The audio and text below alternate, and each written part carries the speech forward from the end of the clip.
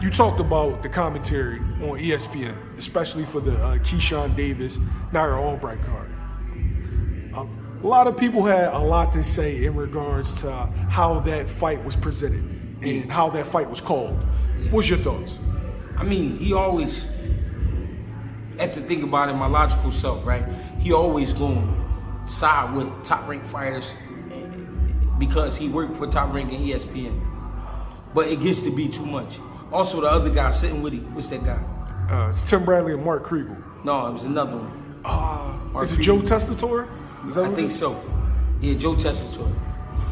Too much, man. It's too much. And I think that's why they start to have a segment in the fight where they listen to just the corner. Because they know they're becoming too much. It's like cheerleading. It's like cheerleading because no matter what happens, I'm mentioning something good that he's doing or he has done in his life. It's the middle of the fight. And you talking about how he got 2 other brothers that box. You know what I mean? How his brothers are supposed to be good fighters and how they look to take over the world. That don't got nothing to do with this fight right here. You know what I mean? I hate seeing shit like that. I hate hearing shit like that. Also, it was about like the 3rd round. Tim Bradley said, oh, yeah, he's starting to see Woo Albright break down a little bit. So you get ready to see Keyshawn pick it up. Picked it up a little bit, but it wasn't like drastic change. Now, I think the 8th, 9th round, he like, yeah, Keyshawn suffered from acid reflux. So I think his stomach a little messed up.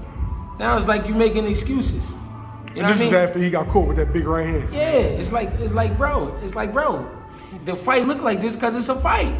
Stop cheerleading, but you can't stop because that's what they signed him to do. You know what I mean? That's who he is on that joint. They try to play Tim Bradley. So what they do, they make Tim Bradley be the guy, the bad guy. They make him be the villain. They make him be the clown at times. I say clown because, not because I believe Tim Bradley's a clown, but Joe Tessitore talk about how big his head was. Now, if we commentators, why you throwing shots at me? And then why Tim Bradley not throwing shots back? You know what I mean? But they be throwing shots at him all the time. I don't like that shit. You know what I mean? They kind of using him up. And they using him to be the bad guy again because he really the man up there with all the experience. If you think about it, Joe Tessitore ain't never fight nobody. Mark Kriegel just got a tough look. He looked like a half a mobster. You know what I mean? So you know what? We're going to use Tim Bradley as the bad guy because he the guy that everybody really know because he was once champion of the world himself. So some of the shit be so crazy. I know it's a script that they read behind and I don't like it because the shit be sounding real radical. Be sounding all over the place. Be sounding crazy. It sound like sometimes he's not even watching the fight.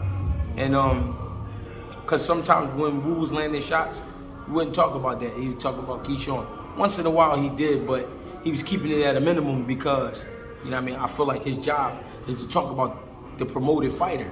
But it makes the fight boring and make it dry and make it corny, so you gotta turn the volume down so you don't have to hear that shit. But it just make boxing look bad because it make you see shit that ain't really happening. You know what I mean? He said, look, he about to turn it up. So just in case he did, you was like, oh, then he did it right when Tim Bradley said it. But he didn't.